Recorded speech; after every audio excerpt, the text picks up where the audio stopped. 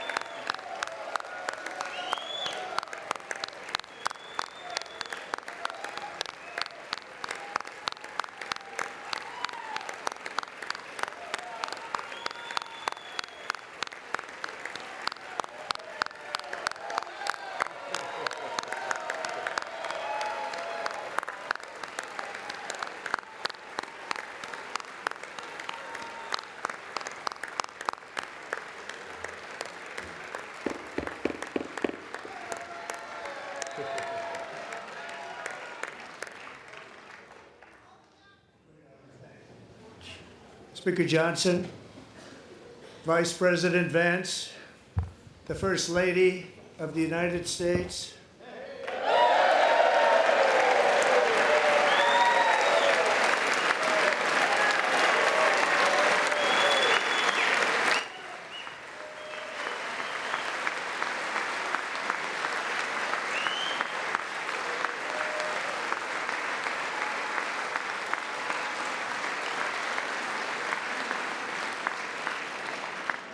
members of the United States Congress, thank you very much. And to my fellow citizens, America is back.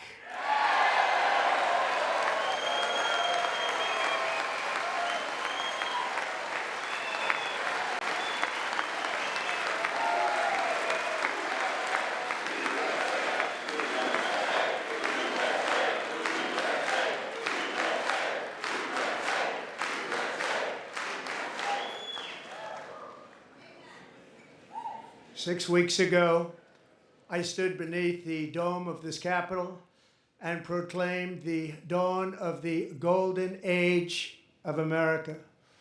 From that moment on, it has been nothing but swift and unrelenting action to usher in the greatest and most successful era in the history of our country. We have accomplished more in 43 days than most administrations accomplished in 4 years or 8 years, and we are just getting started.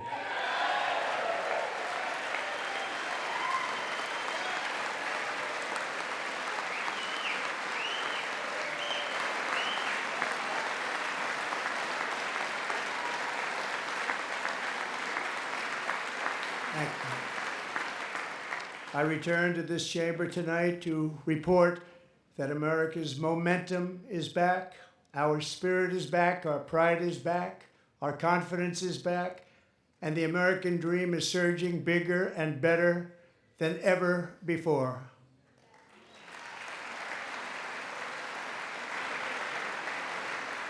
The American dream is unstoppable, and our country is on the verge of a comeback, the likes of which the world has never witnessed and perhaps will never witness again.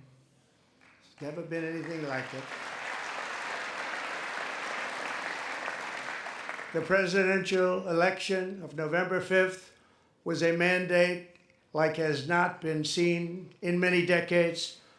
We won all 7 swing states, giving us an electoral college victory of 312 votes.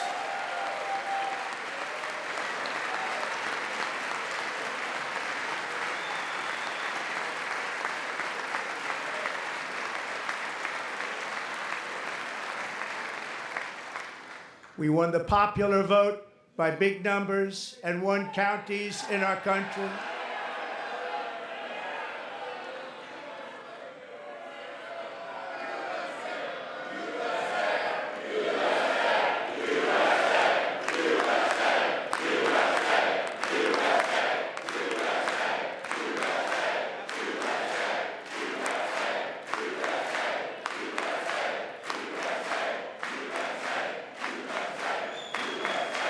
And won counties in our country, 2,700 to 525, on a map that reads almost completely red for Republican.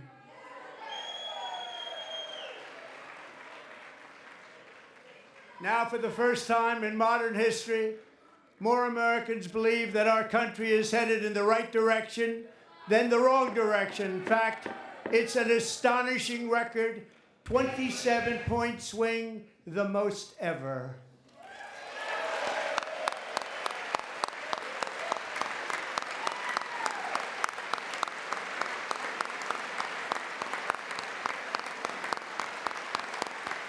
Likewise, small business optimism saw its single largest one-month gain ever recorded. Mr. President. A 41-point jump.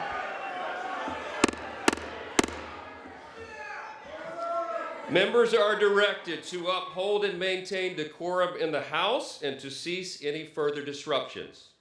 That's your warning.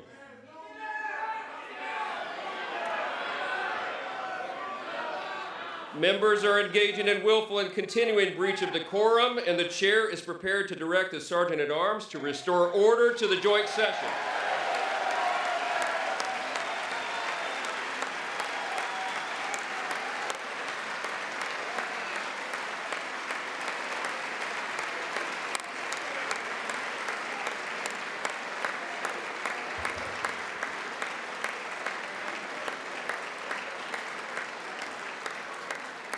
Mr. Green, take your seat. Take your seat, sir. Take your seat.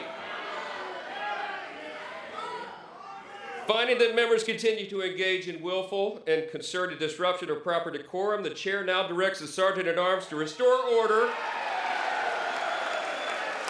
Remove this gentleman from the chamber.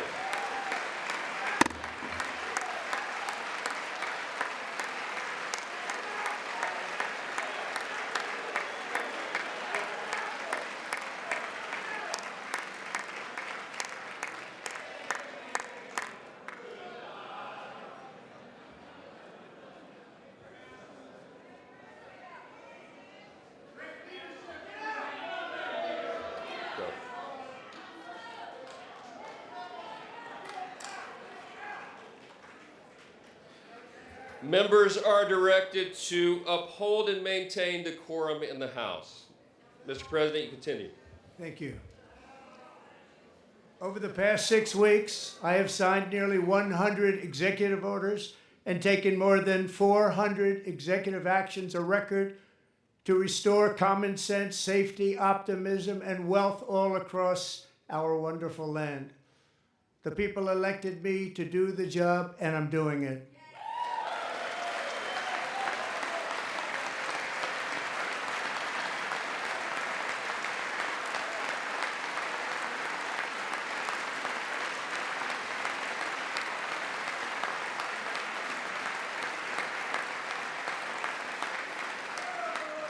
In fact, it has been stated by many that the first month of our presidency, it's our presidency, is the most successful in the history of our nation. By many.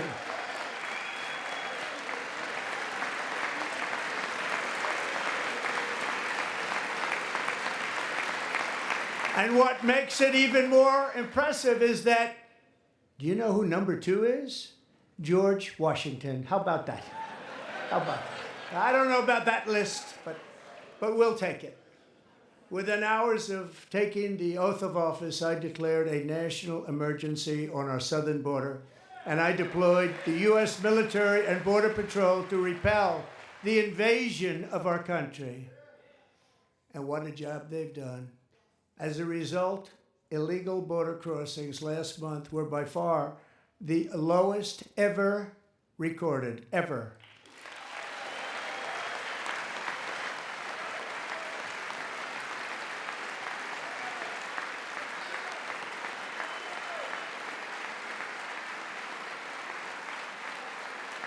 They heard my words and they chose not to come. Much easier that way. In comparison, under Joe Biden, the worst president in American history, there were hundreds of thousands of illegal crossings a month, and virtually all of them, including murderers, drug dealers, gang members, and people from mental institutions and insane asylums, were released into our country. Who would want to do that? This is my 5th such speech to Congress. And once again, I look at the Democrats in front of me, and I realize there is absolutely nothing I can say to make them happy or to make them stand or smile or applaud. Nothing I can do. I could find a cure to the most devastating disease, a disease that would wipe out entire nations, or announce the answers to the greatest economy in history, or the stoppage of crime to the lowest levels ever recorded. And these people sitting right here will not clap, will not stand, and certainly will not cheer for these astronomical achievements. They won't do it, no matter what. Five times I've been up here. It's very sad, and it just shouldn't be this way.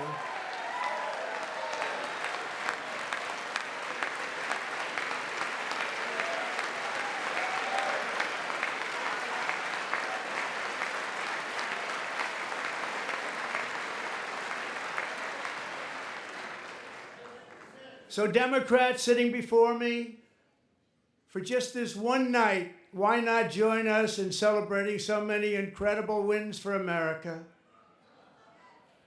For the good of our nation, let's work together and let's truly make America great again.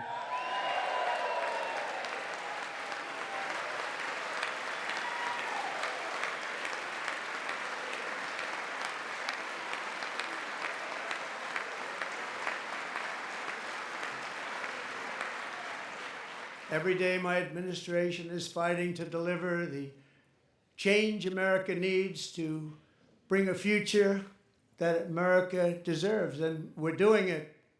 This is a time for big dreams and bold action. Upon taking office, I imposed an immediate freeze on all federal hiring, a freeze on all new federal regulations, and a freeze on all foreign aid.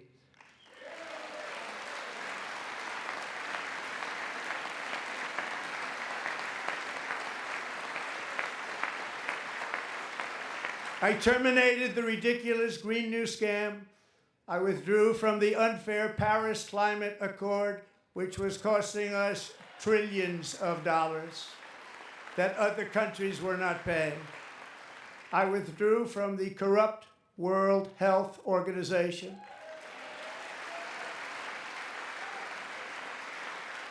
And I also withdrew from the anti-American UN Human Rights Council.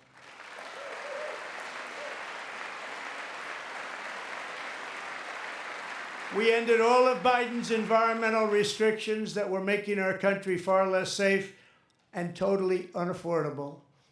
And importantly, we ended the last administration's insane electric vehicle mandate, saving our auto workers and companies from economic destruction.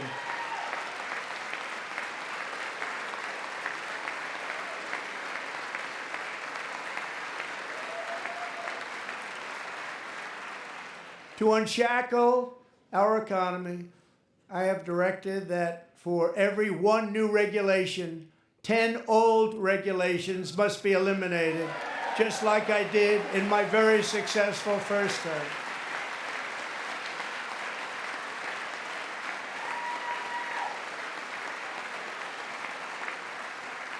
And in that first term, we set records on ending unnecessary rules and regulations like no other president had done before. We ordered all federal workers to return to the office. They will either show up for work in person or be removed from their job.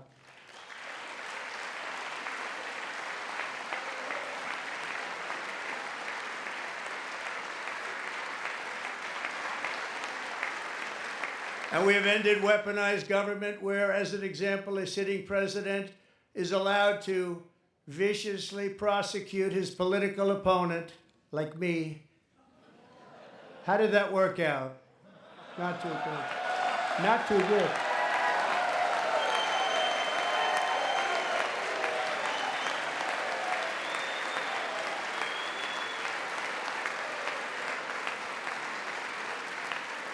And I have stopped all government censorship and brought back free speech in America. It's back.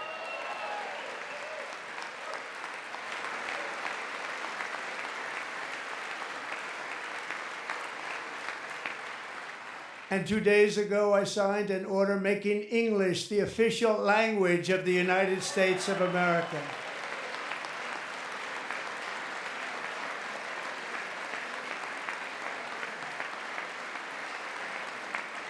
I renamed the Gulf of Mexico the Gulf of America.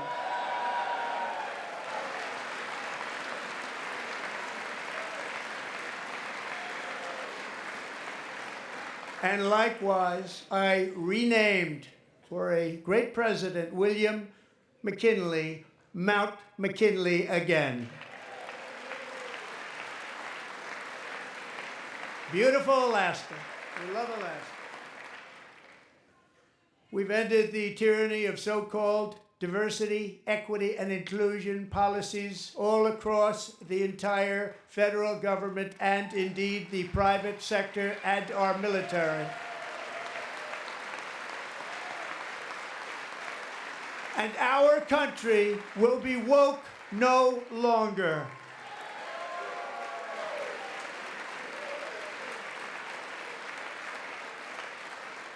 We believe that whether you are a doctor, an accountant, a lawyer, or an air traffic controller, you should be hired and promoted based on skill and competence, not race or gender.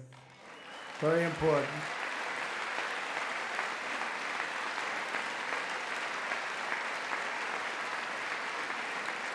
You should be hired based on merit. And the Supreme Court, in a brave and very powerful decision, has allowed us to do so. Thank you. Thank you very much. Thank you. We have removed the poison of critical race theory from our public schools, and I signed an order making it the official policy of the United States government that there are only two genders, male and female.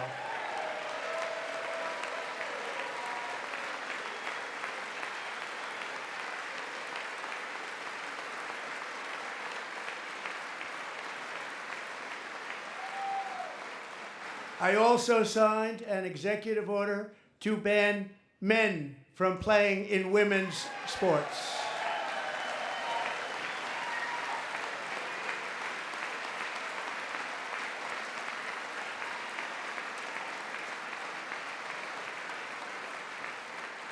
Three years ago, Peyton McNabb was an all-star high school athlete, one of the best, preparing for a future in college sports.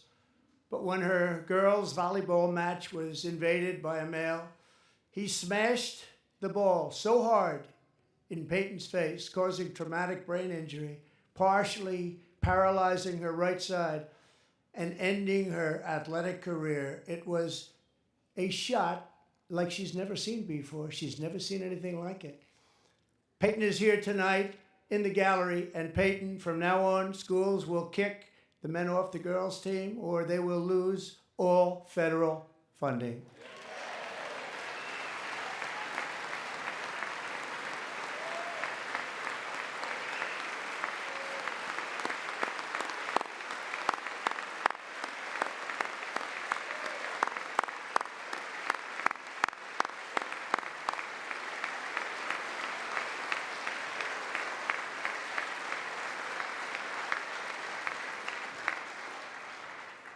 And if you really want to see numbers, just take a look at what happened in the women's boxing, weightlifting, track and field, swimming, or cycling, where a male recently finished a long-distance race 5 hours and 14 minutes ahead of a woman for a new record by 5 hours.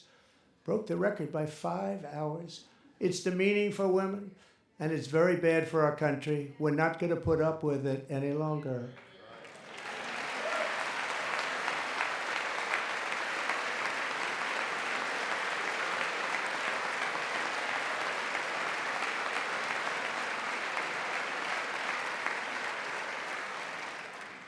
What I have just described is only a small fraction of the common sense revolution that is now, because of us, sweeping the entire world.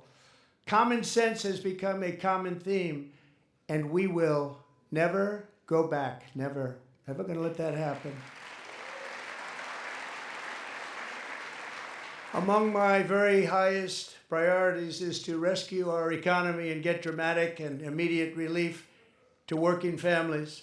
As you know, we inherited from the last administration an economic catastrophe and an inflation nightmare. Their policies drove up energy prices, pushed up grocery costs, and drove the necessities of life out of reach for millions and millions of Americans. They've never had anything like it. We suffered the worst inflation in 48 years, but perhaps even in the history of our country. They're not sure. As president, I'm fighting every day to reverse this damage and make America affordable again.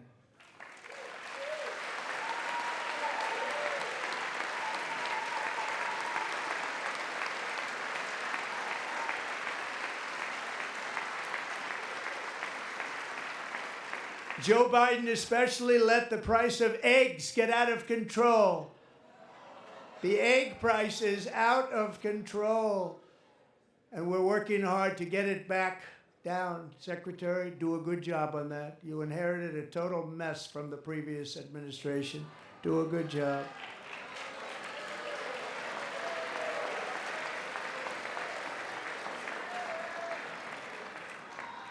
A major focus of our fight to defeat inflation is rapidly reducing the cost of energy.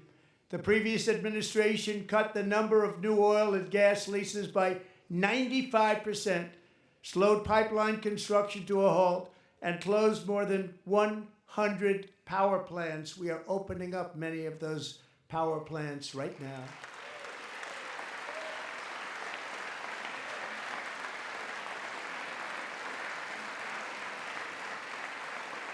And frankly, we have never seen anything like it. That's why on my first day in office, I declared a national energy emergency. As you've heard me say many times, we have more liquid gold under our feet than any nation on earth, and by far. And now I fully authorize the most talented team ever assembled to go and get it. It's called Drill, Baby, Drill.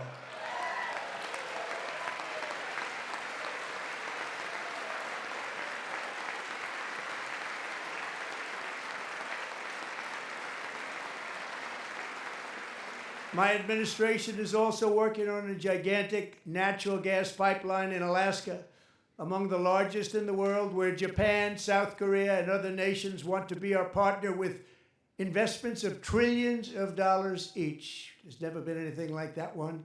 It will be truly spectacular. It's all set to go. The permitting is gotten. And later this week, I will also take historic action to dramatically expand production of critical minerals and rare earths here in the USA.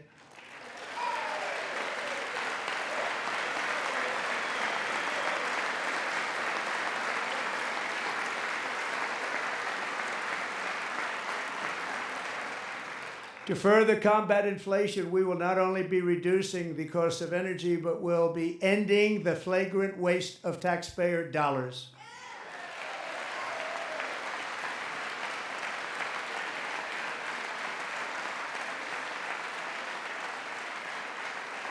And to that end, I have created the brand new Department of Government Efficiency, GOGE. Perhaps you've heard of it. Perhaps.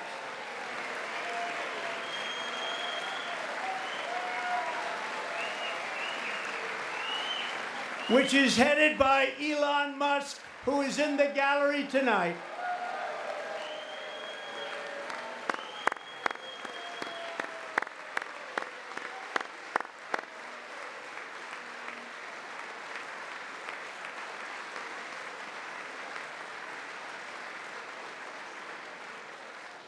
Thank you, Elon. He's working very hard. He didn't need this. He didn't need this.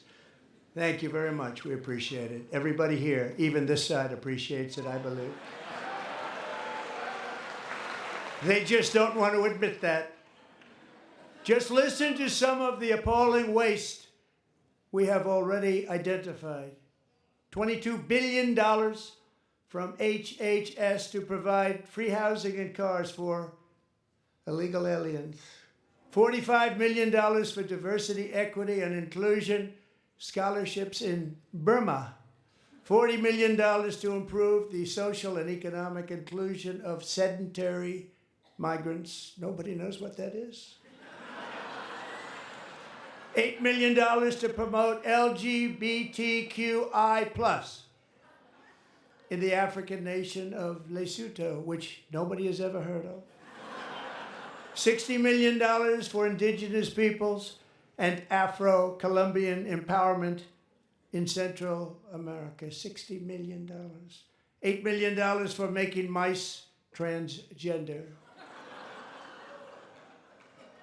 This is real.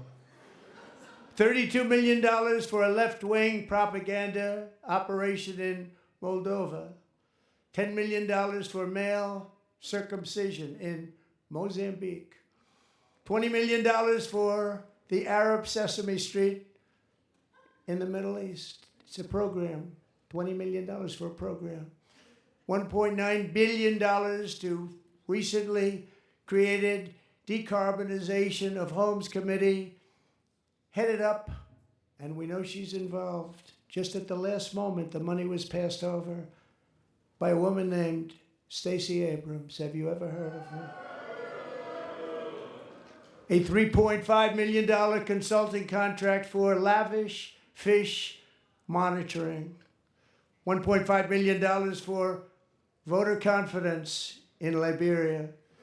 $14 million for social cohesion in Mali. $59 million for illegal alien hotel rooms in New York City. He's a real estate developer. He's done very well. $250,000 to increase vegan local climate action innovation in Zambia. $42 million for social and behavior change in Uganda. $14 million for improving public procurement in Serbia. $47 million for improving learning outcomes in Asia. Asia's doing very well with learning. I don't know what we're doing. Should use it ourselves. And $101 million for DEI contracts at the Department of Education. The most ever paid, nothing even like it. Under the Trump administration, all of these scams, and they're far worse, but I didn't think it was appropriate to talk about them. They're so bad. Many more have been found out and exposed and swiftly terminated by a group of very intelligent, mostly young people, headed up by Elon, and we appreciate it. We found hundreds of billions of dollars of fraud.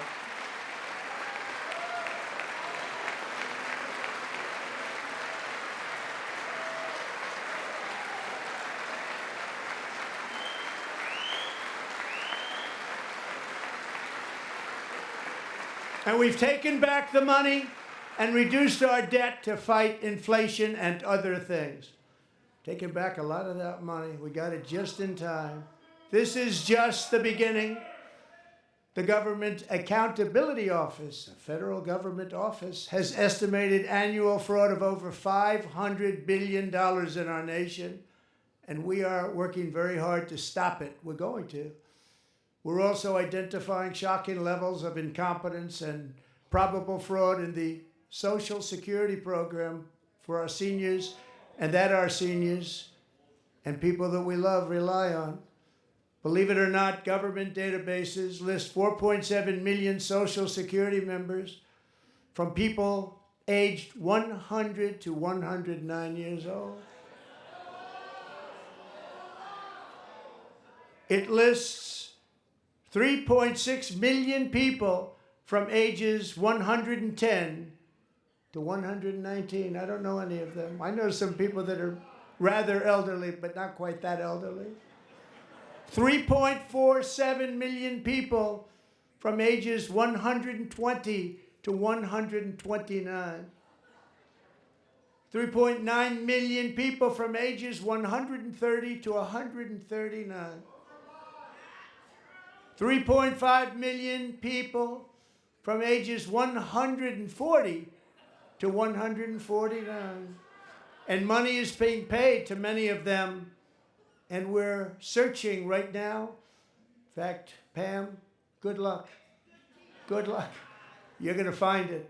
But a lot of money is paid out to people because it just keeps getting paid, and nobody does, and it really hurts Social Security and hurts our country. 1.3 million people from ages 150 to 159, and over 130,000 people, according to the Social Security databases, are age over 160 years old.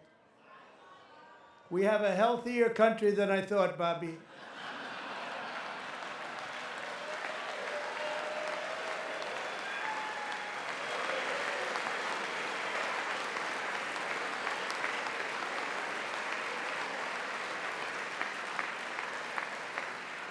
Including, to finish, 1,039 people between the ages of 220 and 229 one person between the age of 240 and 249, and one person is listed at 360 years of age.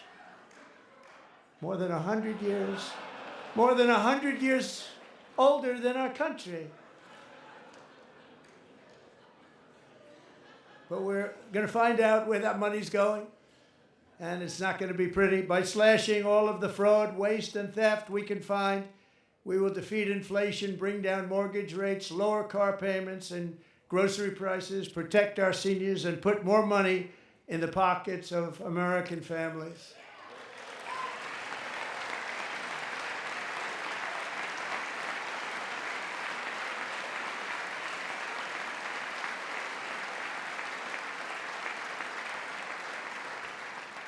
And today, interest rates took a beautiful drop, big, beautiful drop. It's about time. And in the near future, I want to do what has not been done in 24 years, balance the federal budget. We're going to balance it.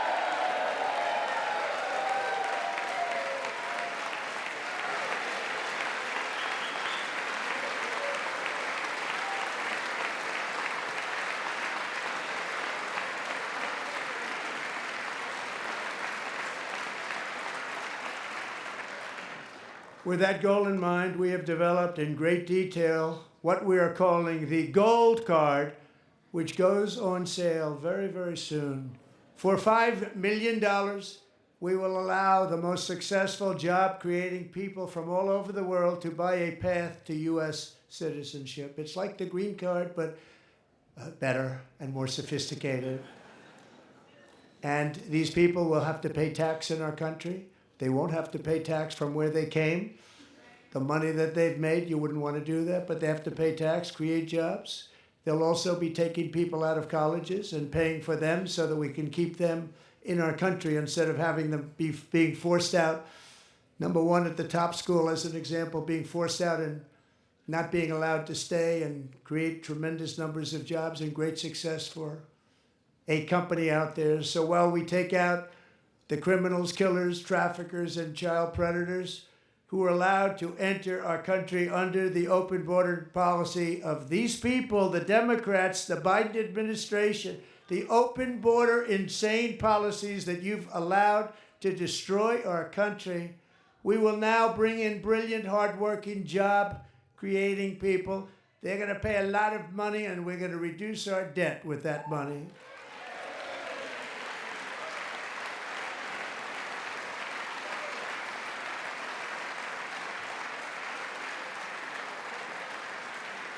Americans have given us a mandate for bold and profound change.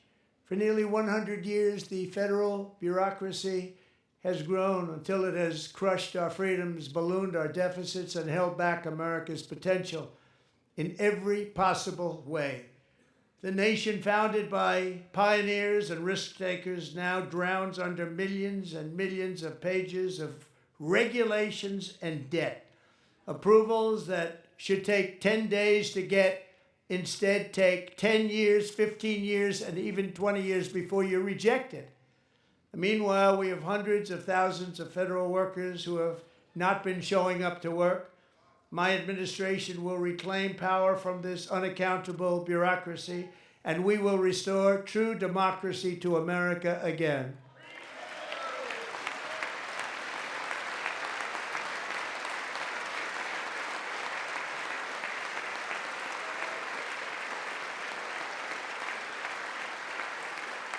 And any federal bureaucrat who resists this change will be removed from office immediately. Because we are draining the swamp. It's very simple. And the days of rule by unelected bureaucrats are over.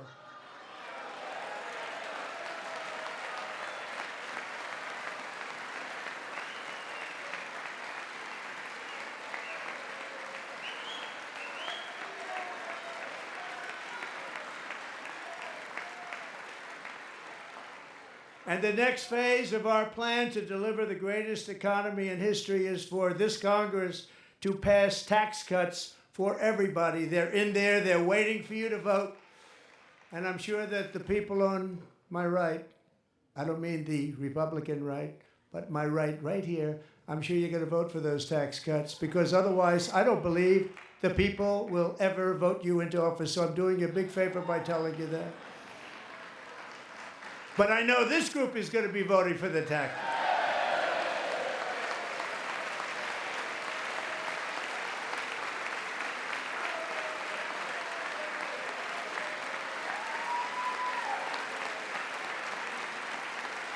Thank you.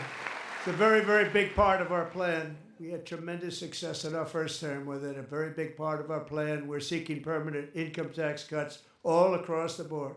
And to get urgently needed relief to Americans hit especially hard by inflation, I'm calling for no tax on tips, no tax on overtime, and no tax on Social Security benefits for our great seniors.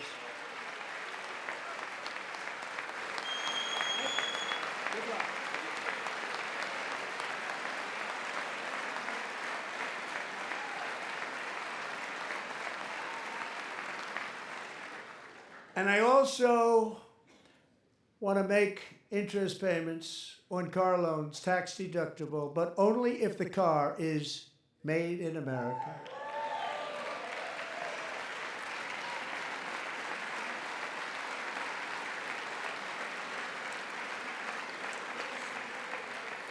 And by the way, we're going to have growth in the auto industry like nobody's ever seen. Plants are opening up all over the place. Deals are being made. Never seen. That's a combination of the election win and tariffs. It's a beautiful word, isn't it? That, along with our other policies, will allow our auto industry to absolutely boom. It's going to boom. Spoke to the majors today, all three, the top people, and they're so excited. In fact, already numerous car companies have announced that they will be building massive automobile plants in America, with Honda just announcing a new plant in Indiana, one of the largest anywhere in the world.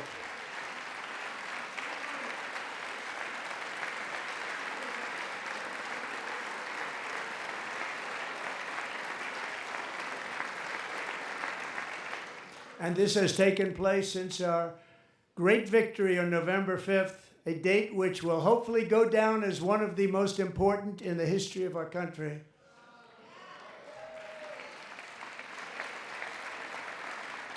In addition, as part of our tax cuts, we want to cut taxes on domestic production and all manufacturing. And just as we did before, we will provide 100% expensing. It will be retroactive to January 20th, 2025. And it was one of the main reasons why our tax cuts were so successful in our first term, giving us the most successful economy in the history of our country. First term. We had a great first term.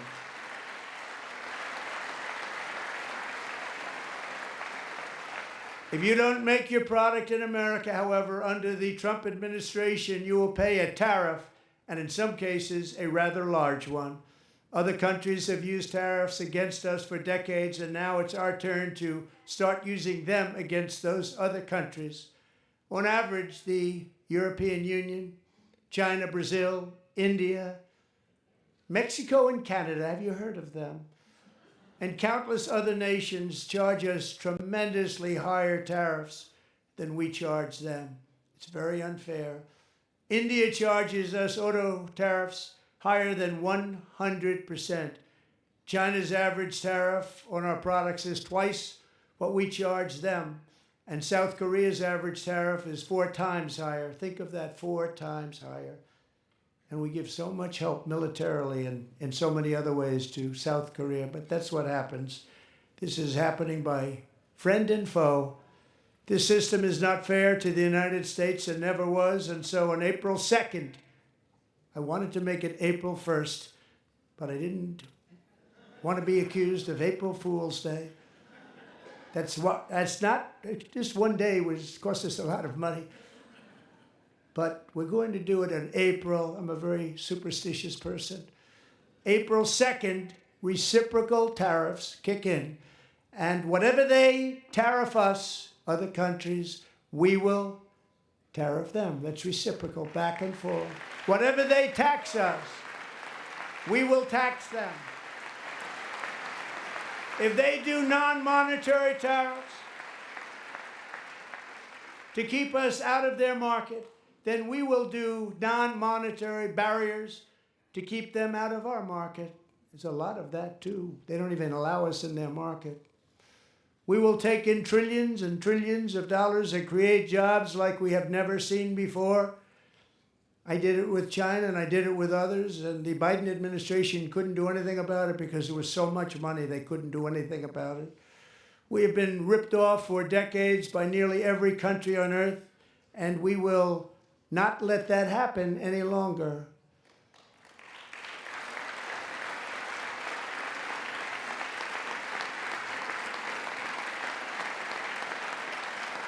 Much has been said over the last 3 months about Mexico and Canada, but we have very large deficits with both of them. But even more importantly, they've allowed fentanyl to come into our country at levels never seen before, killing hundreds of thousands of our citizens and many very young, beautiful people, destroying families. Nobody's ever seen anything like it.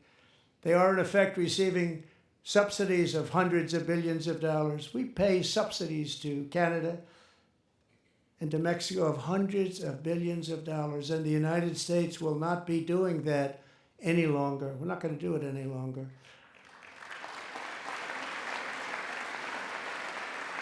Thanks to our America First policies we're putting into place, we have had $1.7 trillion of new investment in America in just the past few weeks. The combination of the election and our economic policies that people of SoftBank, one of the most brilliant anywhere in the world, announced a $200 billion investment.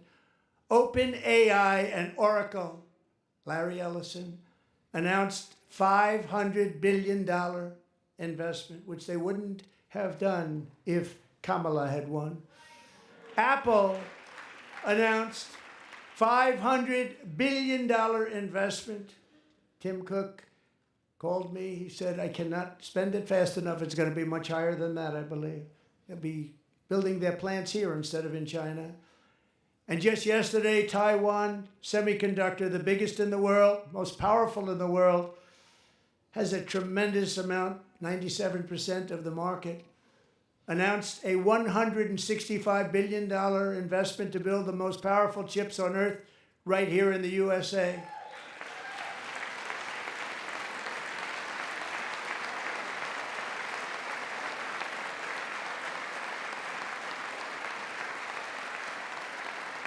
And we're not giving them any money. Your CHIPS Act is a horrible, horrible thing. We give hundreds of billions of dollars, and it doesn't mean a thing. They take our money and they don't spend it. All that meant to them, we're giving them no money. All that was important to them was they didn't want to pay the tariffs, so they came and they're building, and many other companies are coming. We don't have to give them money. We just want to protect our businesses and our people. And they will come because they won't have to pay tariffs if they build in America. So it's very amazing. You should get rid of the CHIP Act, and whatever's left over, Mr. Speaker, you should use it to reduce debt or any other reason you want to.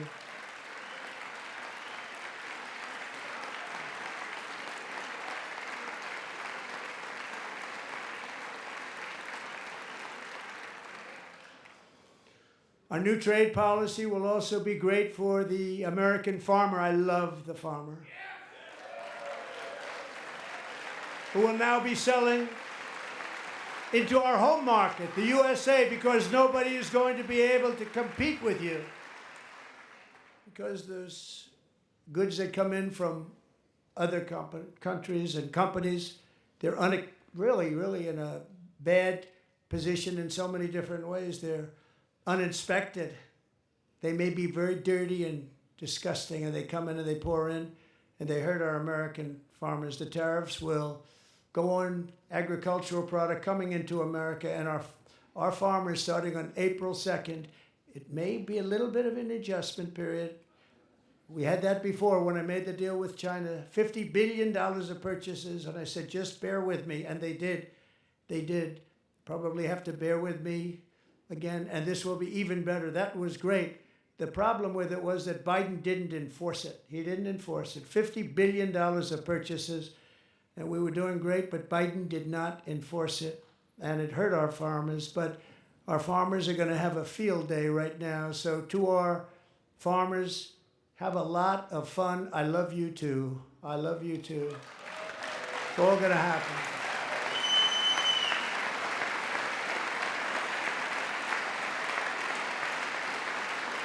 And I have also imposed a 25% tariff on foreign aluminum, copper, lumber, and steel, because if we don't have, as an example, steel and lots of other things, we don't have a military, and frankly we just won't have a country very long. Here today is a proud American steelworker, fantastic person from Decatur, Alabama, Jeff Denard. Has been working at the same steel plant for 27 years in a job that has allowed him to serve as the captain of his local volunteer fire department, raise 7 children with his beautiful wife, Nicole, and over the years provide a loving home for more than 40 foster children. So great, Jeff.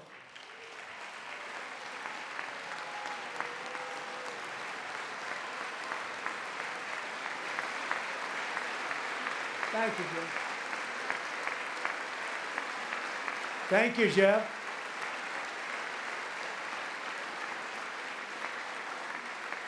Stories like Jeff's remind us that tariffs are not just about protecting American jobs. They're about protecting the soul of our country. Tariffs are about making America rich again and making America great again, and it's happening, and it will happen rather quickly. There'll be a little disturbance, but we're okay with that. It won't be much. No, you're not. Oh. And look where Biden took us. Very low, the lowest we've ever been. Jeff, I want to thank you very much. And I also want to recognize another person who has devoted herself to foster care community. She works so hard on it. A very loving person, our magnificent First Lady of the United States.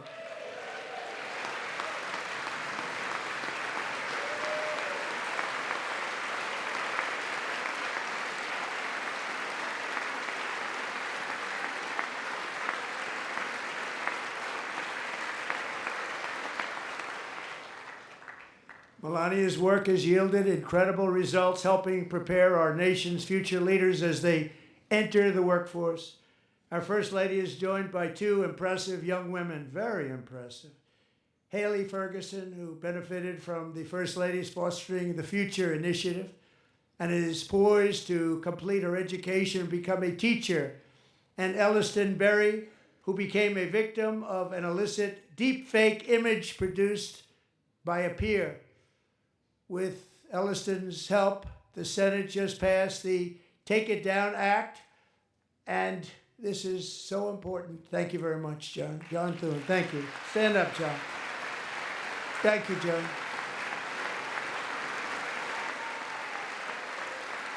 Thank you all very much.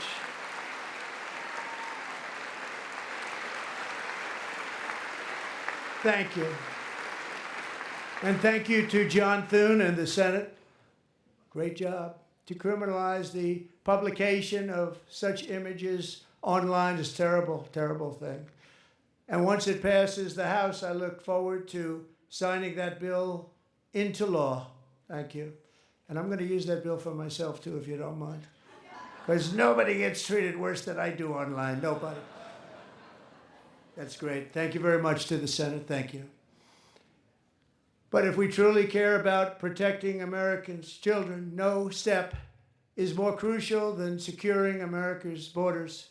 Over the past 4 years, 21 million people poured into the United States. Many of them were murderers, human traffickers, gang members, and other criminals from the streets of dangerous cities all throughout the world. Because of Joe Biden's insane and very dangerous open border policies, they are now strongly embedded in our country, but we are getting them out and getting them out fast.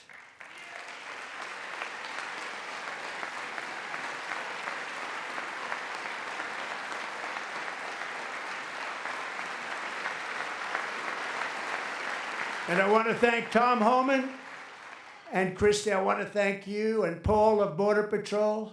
I want to thank you. What a job they've all done. Everybody, Border Patrol, ICE, law enforcement in general is incredible. We have to take care of our law enforcement. Have to.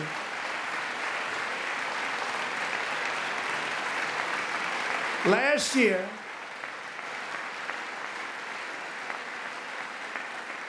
a brilliant 22-year-old nursing student named Laken Riley, the best in her class, admired by everybody, went out for a jog on the campus of the University of Georgia.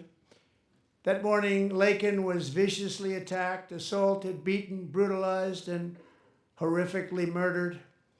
Laken was stolen from us by a savage illegal alien gang member who was arrested while trespassing across Biden's open southern border and then set loose into the United States under the heartless policies of that failed administration. It was indeed a failed administration. He had then been arrested and released in a Democrat-run sanctuary city, a disaster, before ending the life of this beautiful young angel. With us this evening are Laken's beloved mother, Allison, and her sister, Lauren.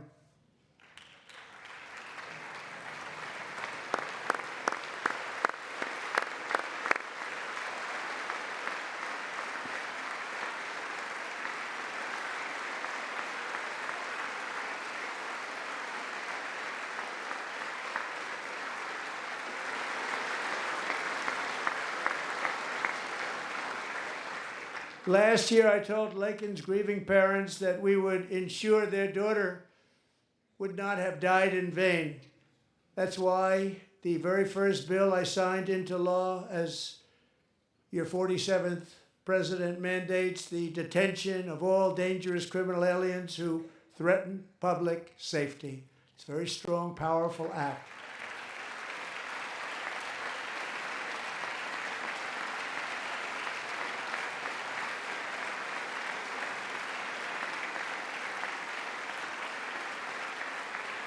It's called the Laken-Riley Act. So Allison and Lauren, America will never, ever forget our beautiful Laken Hope Riley.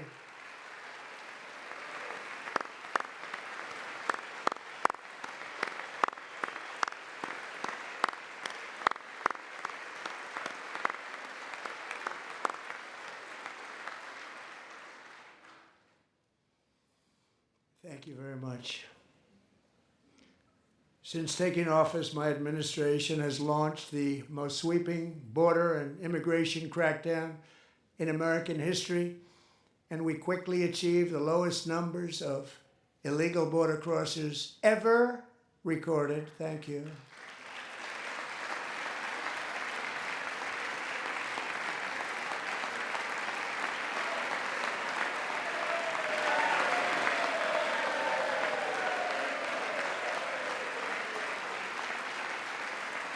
The media and our friends in the Democrat Party kept saying we needed new legislation, we must have legislation to secure the border.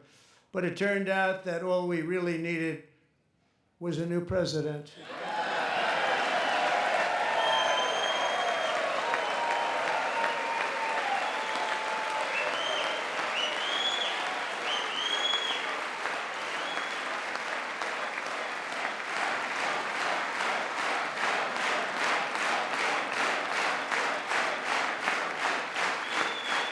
Thank you. Joe Biden didn't just open our borders, he flew illegal aliens over them to overwhelm our schools, hospitals, and communities throughout the country. Entire towns like Aurora, Colorado, and Springfield, Ohio, buckled under the weight of the migrant occupation and corruption like nobody's ever seen before. Beautiful towns destroyed.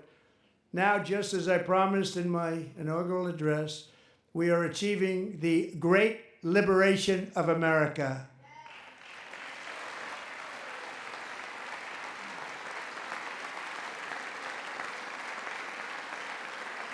But there still is much work to be done. Here tonight is a woman I have gotten to know Alexis Nungary from Houston. Wonderful woman. Last June, Alexis's 12-year-old daughter, her precious Jocelyn, walked to a nearby convenience store. She was kidnapped, tied up, assaulted for 2 hours under a bridge, and horrifically murdered.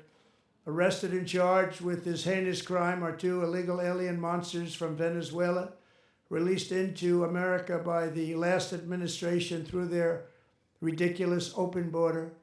The death of this beautiful 12-year-old girl and the agony of her mother and family touched our entire nation greatly.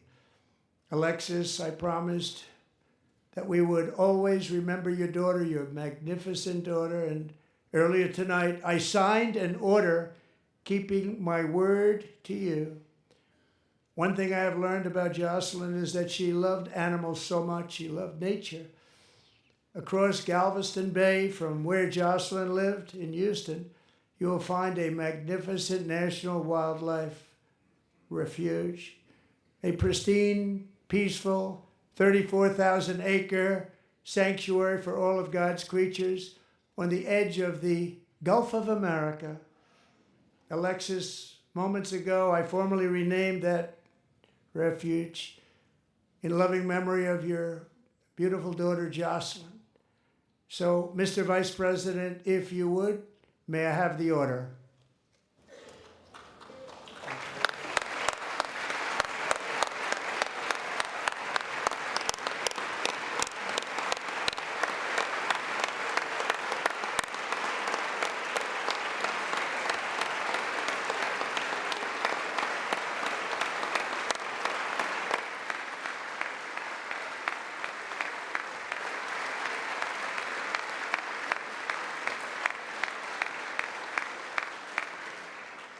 Thank you very much. All three savages charged with Jocelyn and Lakin's murders were members of the Venezuelan prison gang, the toughest gang, they say, in the world, known as Tren de Aragua.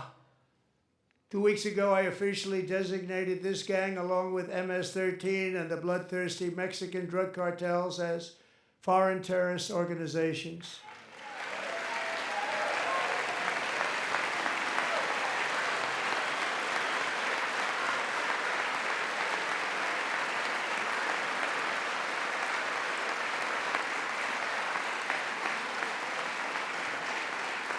They are now officially in the same category as ISIS, and that's not good for them.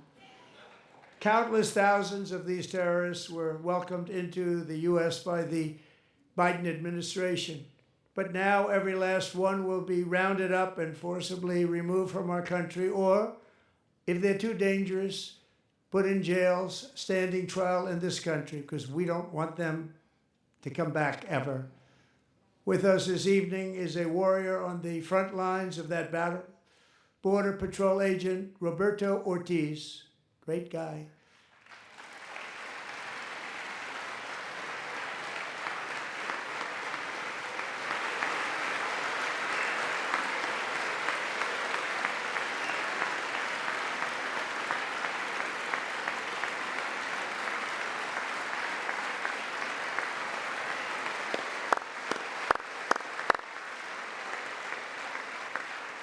In January, Roberto and another agent were patrolling by the Rio Grande near an area known as Cartel Island. Doesn't sound too nice to me. When heavily armed gunmen started shooting at them, Roberto saw that his partner was totally exposed, at great danger, and he leapt into action, returning fire and providing crucial seconds for his fellow agent to seek safety, just barely. I have some of the prints of that event, and it was not good. Agent Ortiz, we salute you for your great courage and for your line of fire that you took and for the bravery that you showed. We honor you, and we will always honor you. Thank you, Roberto, very much.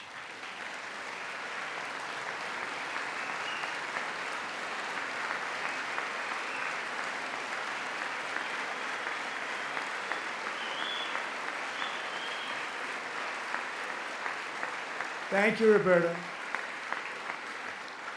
And I actually got to know him on my many calls to the border.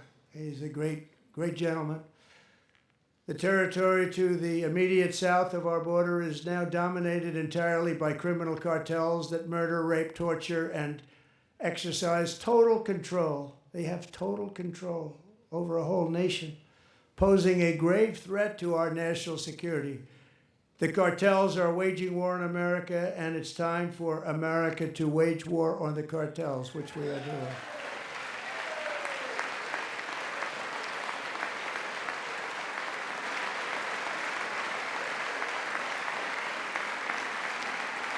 Five nights ago, Mexican authorities, because of our tariff policies being imposed on them, think of this, handed over to us 29 of the biggest cartel leaders in their country. That has never happened before. They want to make us happy. First time ever.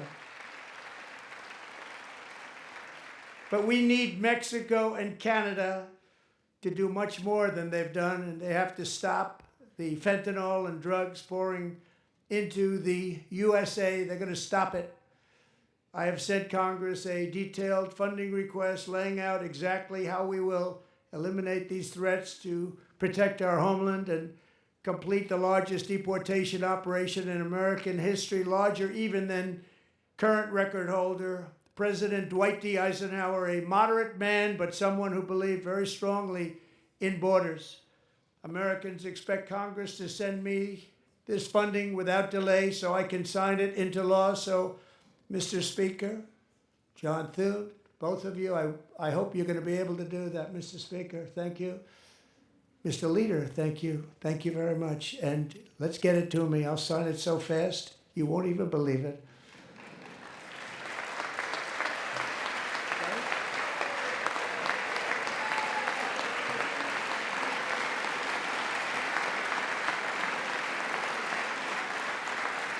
And as we reclaim our sovereignty, we must also bring back law and order to our cities and towns.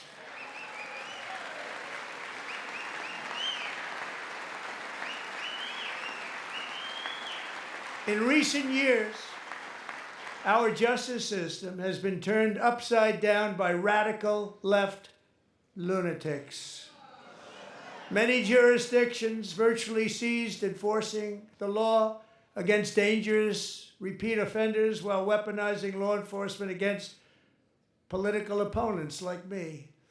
My administration has acted swiftly and decisively to restore fair, equal, and impartial justice under the constitutional rule of law, starting at the FBI and the DOJ. Pam, good luck. Cash, wherever you may be, good luck. Good luck. Pam Bondi. Good luck. So important. Going to do a great job. Cash, thank you. Thank you, Cash.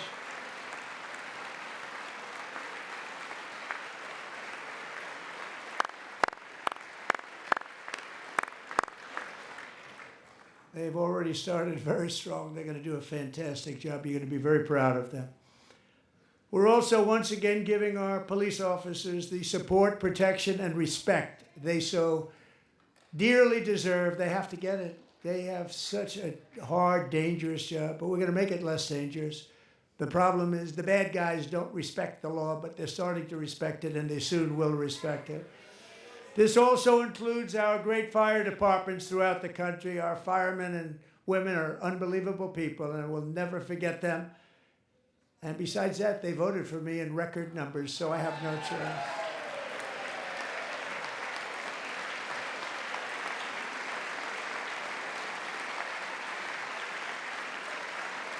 One year ago this month, 31-year-old New York police officer Jonathan Diller, unbelievably wonderful person and a great officer, was gunned down at a traffic stop on Long Island. I went to his funeral. The vicious criminal charged with his murder had 21 prior arrests, and they were rough arrests, too. He was a real bad one. The thug in the seat next to him had 14 prior arrests, and went by the name of Killer. He was Killer. He killed other people, they say, a lot of them. I attended Officer Diller's service, and when I met his wife and one-year-old son, Ryan, it was very inspirational, actually.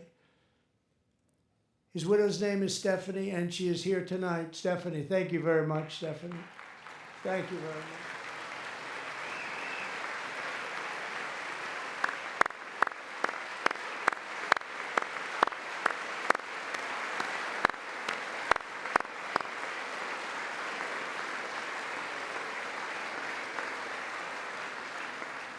Stephanie, we're going to make sure that Ryan knows his dad was a true hero, New York's finest, and we're going to get these cold-blooded killers and repeat offenders off our streets, and we're going to do it fast. Got to stop it. They get out with 28 arrests. They push people into subway trains. They hit people over the head, back of the head with baseball bats. We got to get them out of here. I've already signed an executive order requiring a mandatory death penalty for anyone who murders a police officer. And tonight I'm asking Congress to pass that policy into permanent law.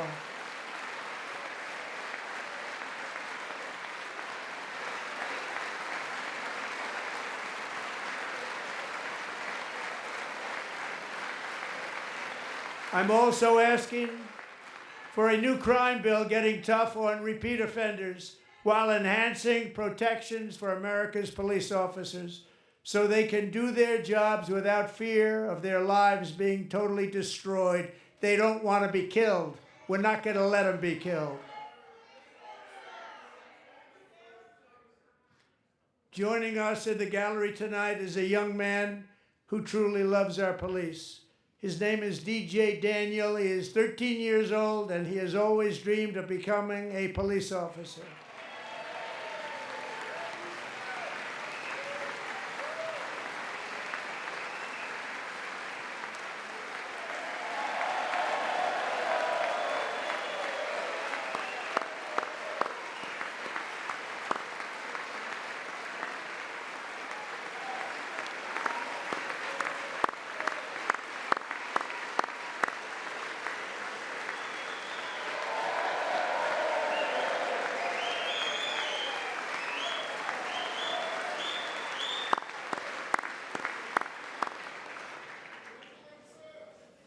But in 2018, DJ was diagnosed with brain cancer. The doctors gave him 5 months at most to live. That was more than 6 years ago.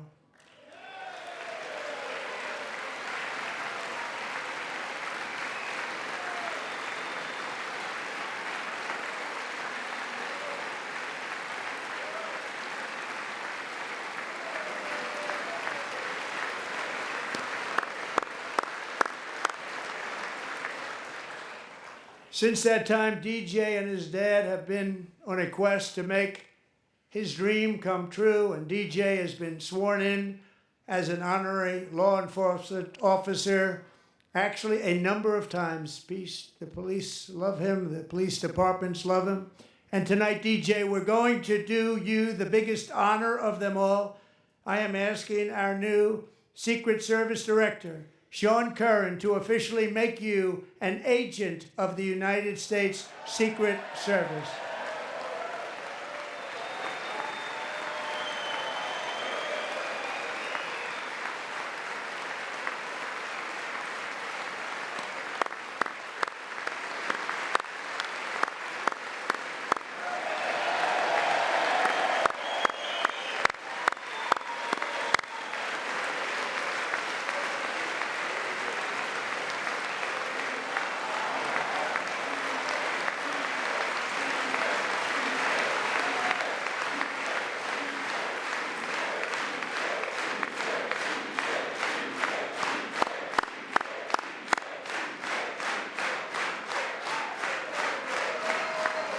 Thank you, DJ.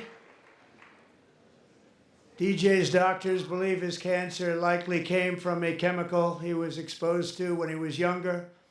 Since 1975, rates of child cancer have increased by more than 40%. Reversing this trend is one of the top priorities for our new presidential commission to make America healthy again, chaired by our new Secretary of Health and Human Services, Robert F. Kennedy, Jr.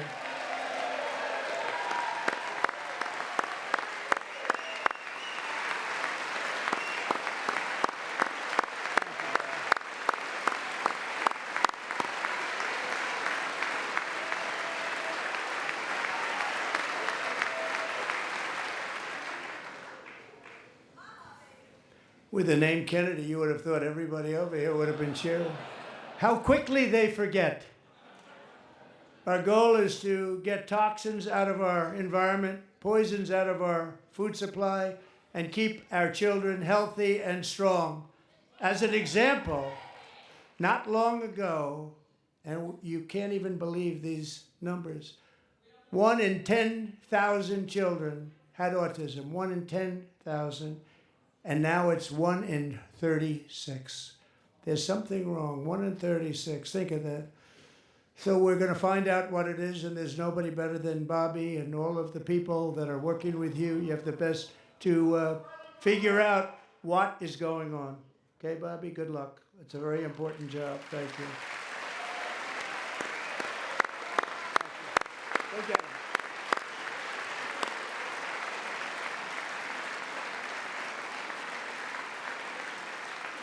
Thank you. My administration is also working to protect our children from toxic ideologies in our schools. A few years ago, January Littlejohn and her husband discovered that their daughter's school had secretly socially transitioned their 13-year-old little girl. Teachers and administrators conspired to deceive January and her husband while encouraging her daughter to use a new name and pronouns. They, them pronoun, actually, all without telling January, who is here tonight and is now a courageous advocate against this form of child abuse. January, thank you. Thank you. Thank you very much.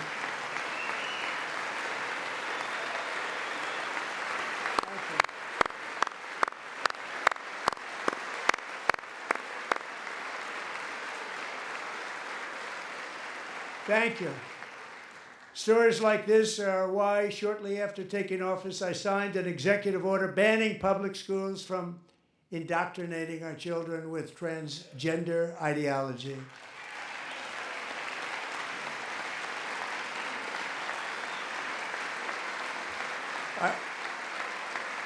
I also signed an order to cut off all taxpayer funding to any institution that engages in the sexual mutilation of our youth.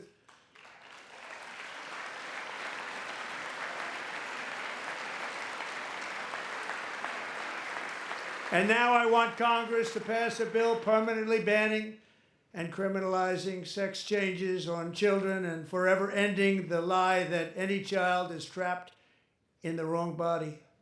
This is a big lie.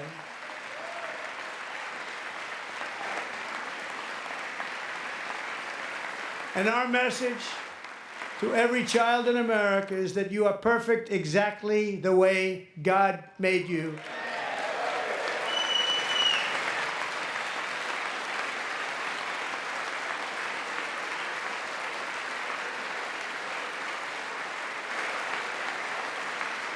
Because we're getting wokeness out of our schools and out of our military, and it's already out, and it's out of our society. We don't want it.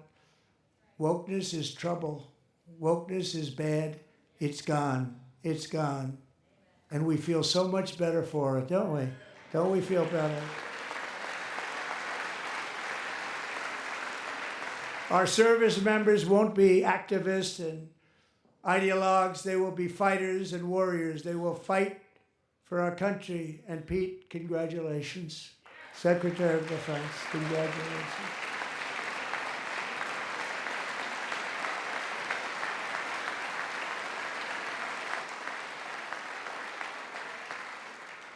And he's not big into the woke movement, I can tell you.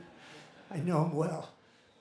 I am pleased to report that in January, the U.S. Army had its single best recruiting month in 15 years, and that all armed services are having among the best recruiting results ever in the history of our services. What a difference.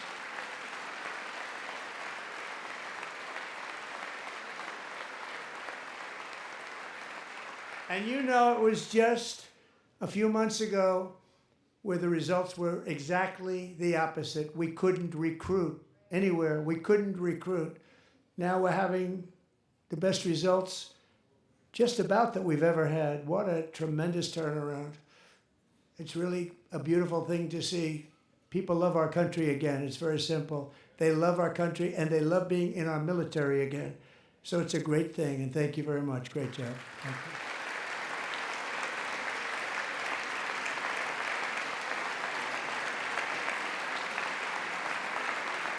We're joined tonight by a young man, Jason Hartley, who knows the weight of that call of duty. Jason's father, grandfather, and great-grandfather all wore the uniform. Jason tragically lost his dad, who was also a Los Angeles County Sheriff's deputy when he was just a boy, and now he wants to carry on the family legacy of service. Jason is a senior in high school, a six-letter varsity athlete, a really good athlete, they say, a brilliant student with a 4.46, that's good, GPA. And his greatest dream is to attend the U.S. Military Academy at West Point.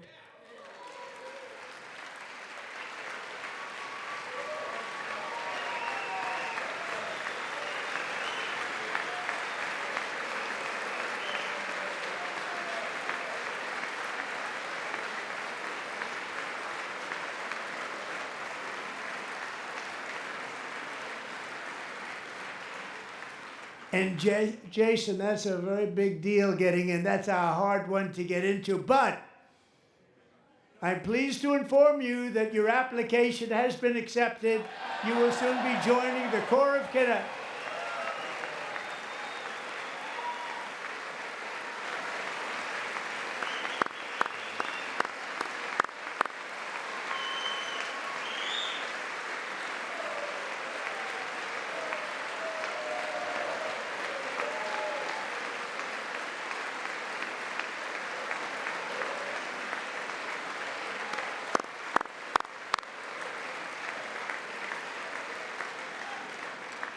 Thank you. Jason, you're going to be on the long gray line, Jason. As Commander-in-Chief, my focus is on building the most powerful military of the future. As a first step, I'm asking Congress to fund a state-of-the-art Golden Dome missile defense shield to protect our homeland, all made in the USA.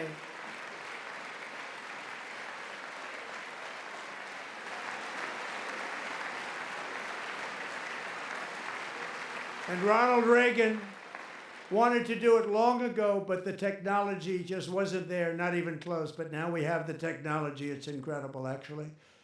And other places, they have it. Israel has it. Other places have it.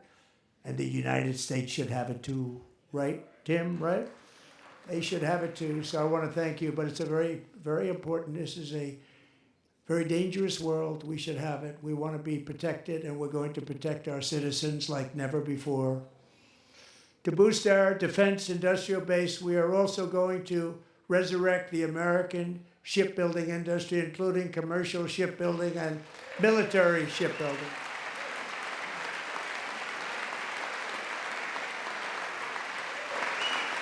And for that purpose, I am announcing tonight that we will create a new Office of Shipbuilding in the White House and offer special tax incentives to bring this industry home to America where it belongs. We used to make so many ships. We don't make them anymore very much, but we're going to make them very fast, very soon. It will have a huge impact. To further enhance our national security, my administration will be reclaiming the Panama Canal, and we've already started doing it.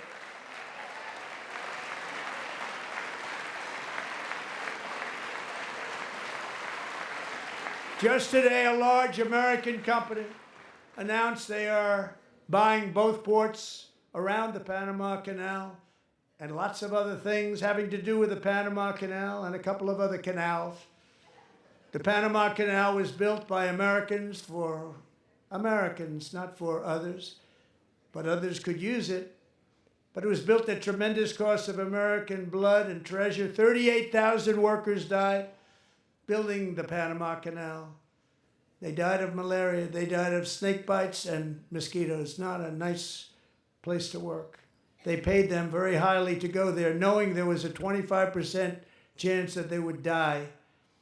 The most expensive project also that was ever built in our country's history, if you bring it up to modern day costs. It was given away by the Carter administration for $1, but that agreement has been violated very severely. We didn't give it to China. We gave it to Panama, and we're taking it back.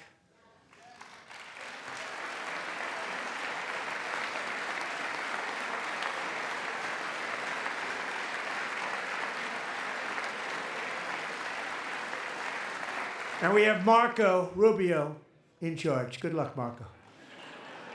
Now, we know who to blame if anything goes wrong. Marco's been amazing, and he's going to do a great job. Think of it, he got 100 votes. You know, he was approved with actually 99, but the 100th was this gentleman, and I feel very certain. So let's assume he got 100 votes. And I'm either very, very happy about that, or I'm very concerned about it. But he's already proven. I mean, he's a great gentleman. He's respected by everybody, and we appreciate you voting for Marco. He's going to do a fantastic job. Thank you. Thank you. He's doing a great job. Great job. And I also have a message tonight for the incredible people of Greenland. We strongly support your right to determine your own future. And if you choose, we welcome you into the United States of America. We need Greenland for national security and even international security, and we're working with everybody involved to try and get it. But we need it really for international world security, and I think we're going to get it. One way or the other, we're going to get it. We will keep you safe. We will make you rich, and together we will take Greenland to heights like you have never thought possible before. It's a very small population, but very, very large piece of land, and very, very important for military security. America is once again standing strong against the forces of radical Islamic terrorism. 3.5 years ago, ISIS terrorists killed 13 American service members and countless others in the Abbey Gate bombing during the disastrous and incompetent withdrawal from Afghanistan. Not that they were withdrawing, it was the way they withdrew. Perhaps the most embarrassing moment in the history of our country. Tonight I am pleased to announce that we have just apprehended the top terrorist responsible for that atrocity, and he is right now on his way here to face the swift sword of American justice.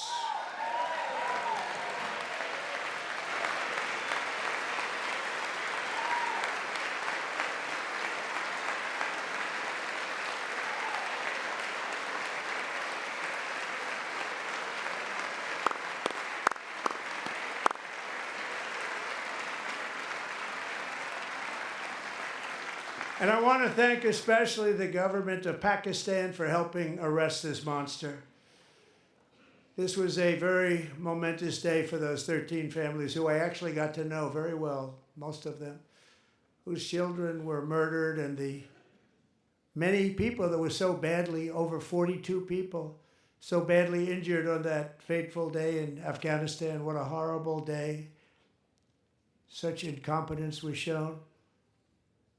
That when Putin saw what happened, I guess he said, wow, maybe this is my chance. That's how bad it was. Should have never happened. Grossly incompetent people. I spoke to many of the parents and loved ones, and they're all in our hearts tonight. Just spoke to them on the phone. We had a big call.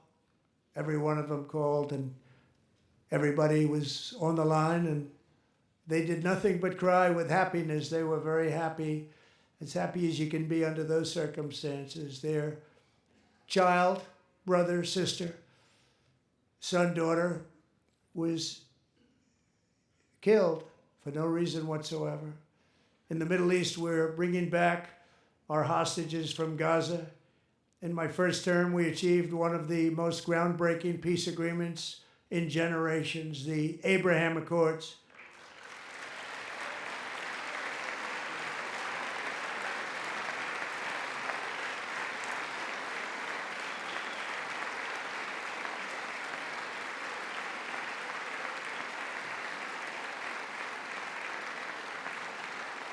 And now we're going to build on that foundation to create a more peaceful and prosperous future for the entire region. A lot of things are happening in the Middle East. People haven't been talking about that so much lately with everything going on with Ukraine and Russia. But a lot of things are happening in the Middle East. It's a rough neighborhood, actually. I'm also working tirelessly to end the savage conflict in Ukraine. Millions of Ukrainians and Russians have been needlessly killed or wounded in this horrific and brutal conflict with no end in sight. The United States has sent hundreds of billions of dollars to support Ukraine's defense with no security, with no anything.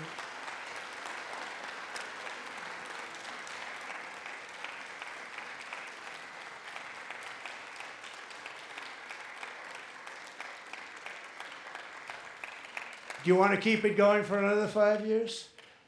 Yeah, you would say Pocahontas says yes.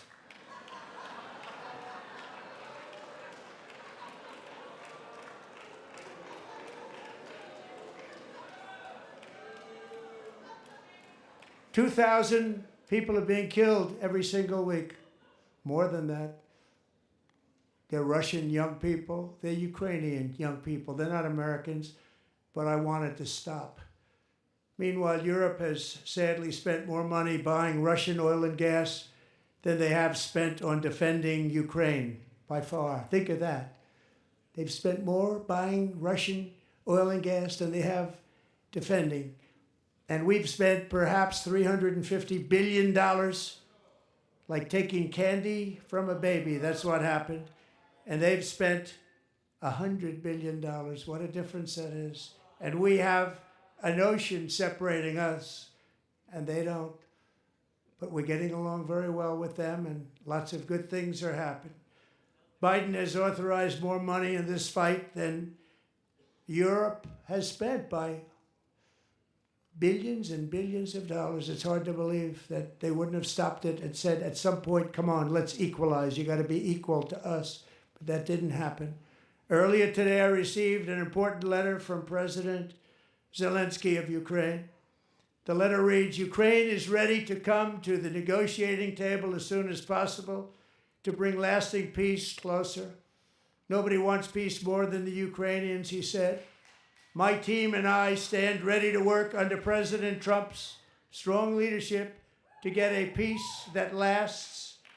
We do really value how much America has done to help Ukraine maintain its sovereignty and independence. Regarding the agreement on minerals and security, Ukraine is ready to sign it at any time that is convenient for you." I appreciate that he sent this letter, just got it a little while ago.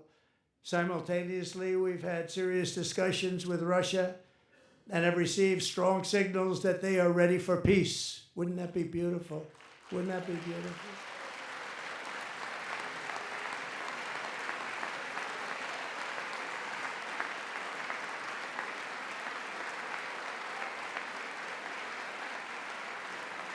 Wouldn't that be beautiful?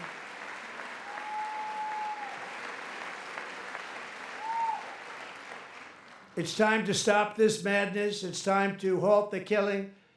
It's time to end the senseless war.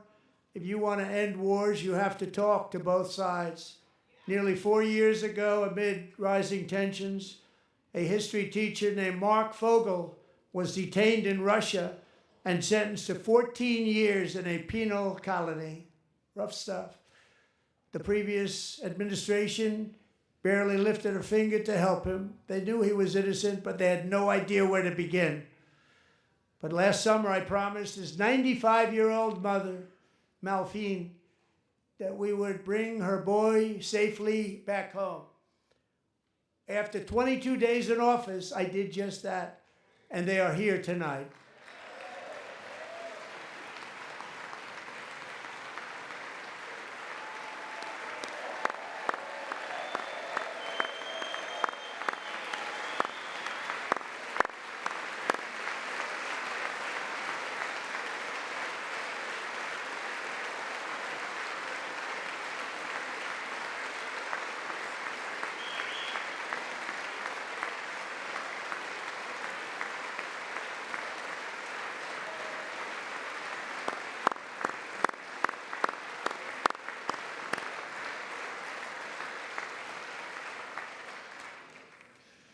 To Mark and his great mom, we are delighted to have you safe and sound and with us.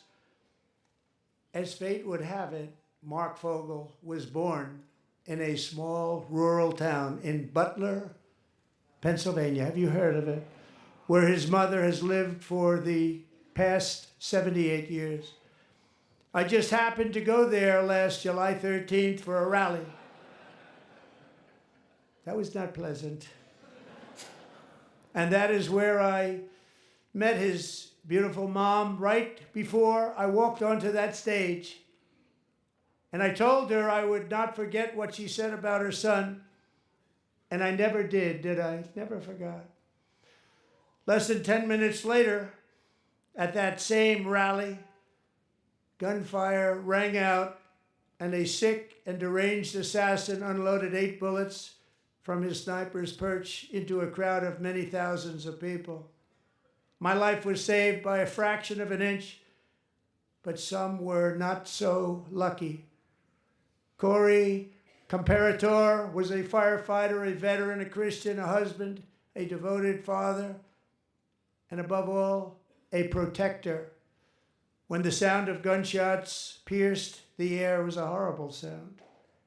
Corey knew instantly what it was and what to do. He threw himself on top of his wife and daughters and shielded them from the bullets with his own body. Corey was hit really hard.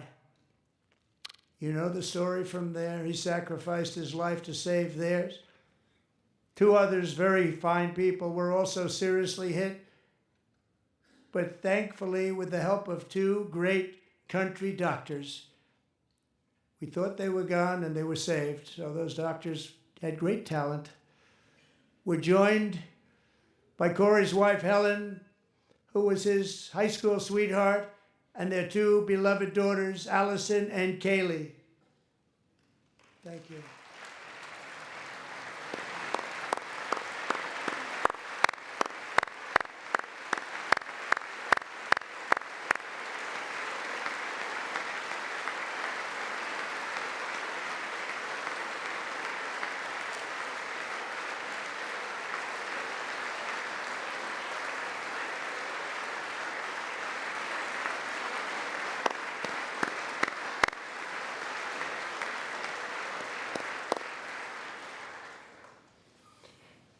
To Helen, Allison, and Kaylee, Corey is looking down on his 3 beautiful ladies right now, and he is cheering you on. He loves you.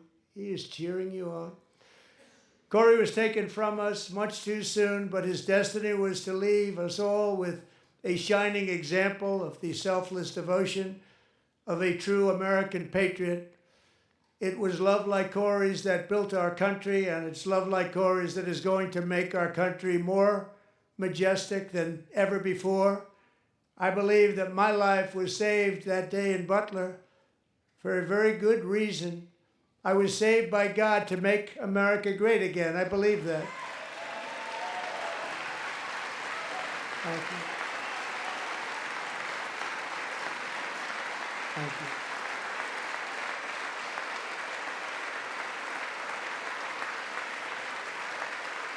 Thank you.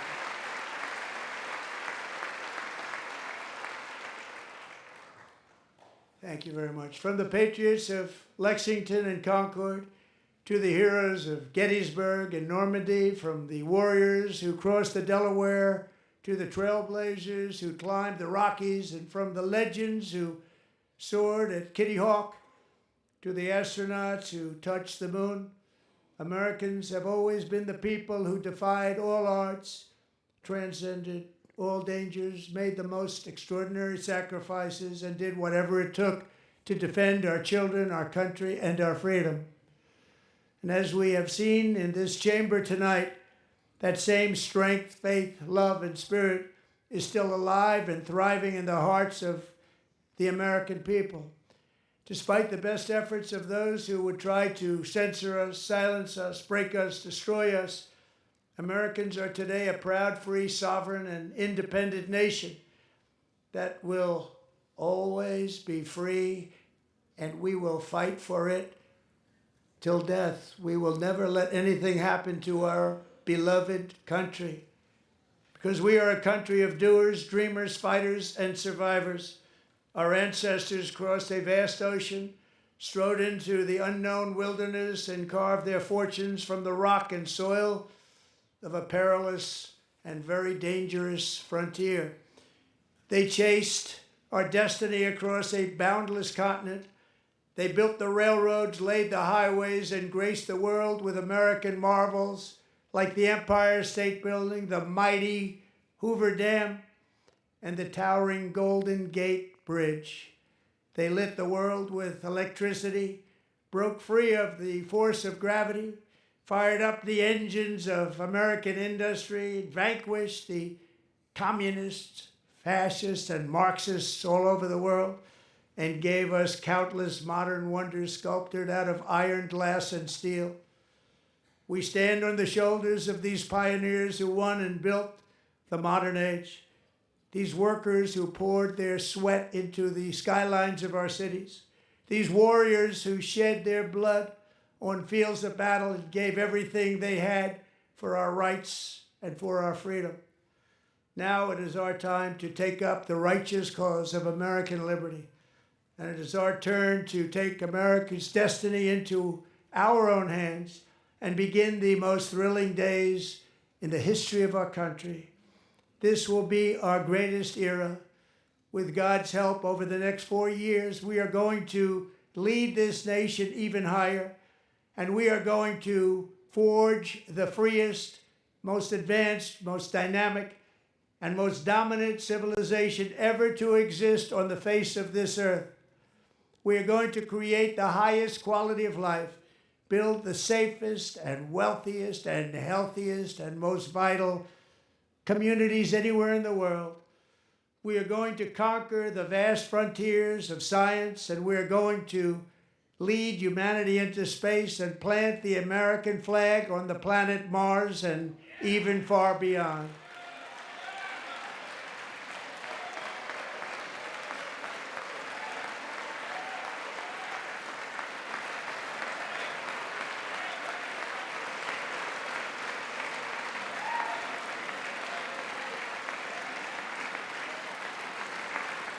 And through it all, we are going to rediscover the unstoppable power of the American spirit. And we are going to renew unlimited promise of the American dream. Every single day, we will stand up and we will fight, fight, fight for the country our citizens believe in and for the country our people deserve.